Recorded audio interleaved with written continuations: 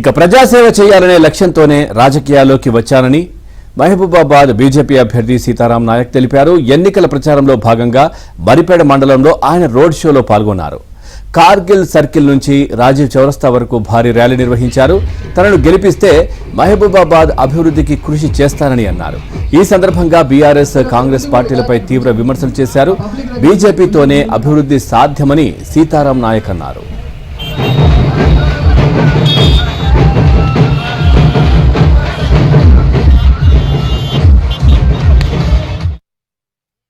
తల్లి 3 ఇండ్ల నీళ్లు పోసి గిన్నెలు కడిగి పిల్లలు దాది రోడ్డు మీద ఛాయ్ పెట్టుకొని రోడ్ల రాళ్ల మీద ఛాయ్ అమ్మొస్తే కుటుంబం గడిచినటువంటి కుటుంబము నరేంద్ర మోడీ గారి కుటుంబం.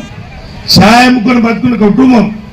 కాంగ్రెస్ పార్టీ ఇంకో పక్క కాంగ్రెస్ పార్టీ కుటుంబ పార్టీ.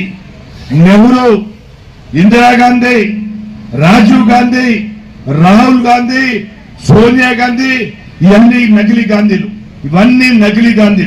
కాబట్టి ఈ నకిలీ గాంధీలకు ఫుల్ స్టాప్ పెట్టాలి. వాళ్ళు ఏమనుకుంటారంటే పేదరికం కాదు, మనం బాగుండాలి, కుటుంబం బాగుంటే కాంగ్రెస్ బాగున్నట్టుగా, దేశం బాగున్నట్టుగా. దౌర్భాగ్యమైన పరిస్థితి.